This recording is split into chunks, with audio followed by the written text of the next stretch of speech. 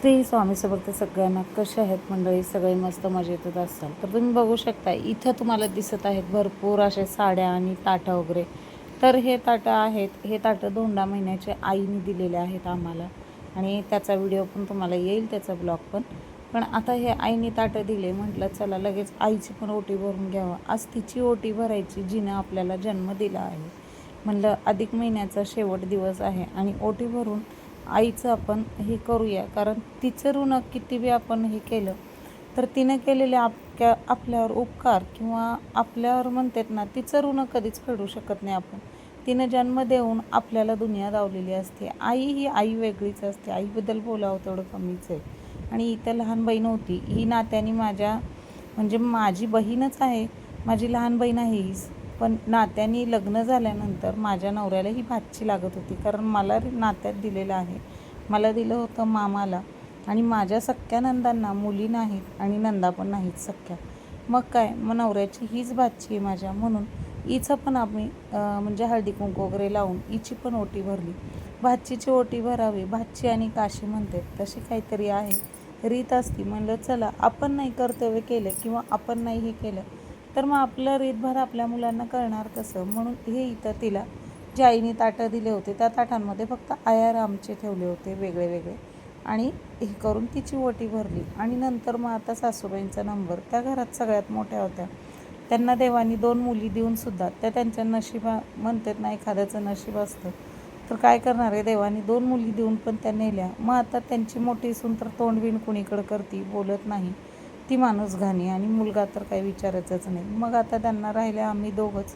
म्हटलं चला आई, आधी तुमची ओटी भरून घेऊया. खरं तर त्या माऊलीच्या डोळ्यात पाणी आलं होतं, मी हे जे काय कराल ते बघून. पण त्यांना म्हटलं आज जे आहे ते मी तुमची मुलगी समजा मला, आणि मी करते. मग आईनं पण एक ताट दिलं आणि ब्लाऊज पीस दिलं 1 मीटरचं, कारण त्यांची साडी जे होते, मी ज्या साडीवालीकडनं साडी घेते त्यात आई मला आणून देतो म्हणल्या 2 दिवसात, आणि हा अचानक कार्यक्रम ठरला. मग काय, हा कार्यक्रम करून घेतला. सासू ही आई होऊ शकते का, तर हे मला माहीत नाही आहे. सासू ही आई कधीच होऊ शकत नाही, हा माझं तर मत आहे. इतर कुणाचं मला माहीत नाही. पण आपण कधीही त्यांची सून न होता मुलगी होण्याचा प्रयत्न करायचा. आणि मी शक्यतो असंच काहीतरी करते. आणि ही श्रावणी बघा आमची लुडबुड करते, आणि ती पण काहीतरी करत होती. तिला पण वाटत होतं तिचे पाय धुवावं. नंतर मग काय, आईचे पाय धुतले. आईचं पण तसंच केलं. जे आज अधिक मासात हे आलेलं आहे, खरंच देवानी हे काहीतरी एक आपलं म्हणतात ना नातं, तर म्हणजे आपल्या अजून थोडं नातं जे आहे ते घट्ट झालं पाहिजे. आणि हे जे काही देवानी म्हणजे हे माणसाने काढलेलं रूढी परंपरा आहे, हे खरंच खूप जपण्यासारखं आहे. आज आपण केलं म्हणजे आपल्या मुलांना कळतं.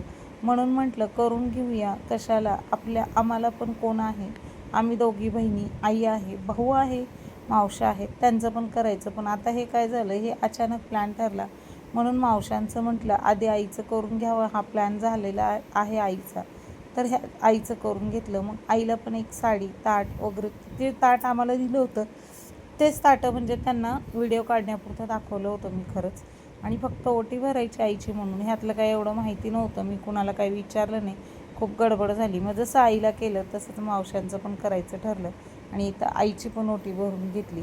तर साधं सिंपल केलं होतं. ह्यामध्ये काय राहिलं होतं माहीत नाही, पण ही नाते घट्ट व्हावी म्हणून ही छान होतं काहीतरी वेगळं जे का आहे हे. तर श्री स्वामी समर्थ. भेटू पुढच्या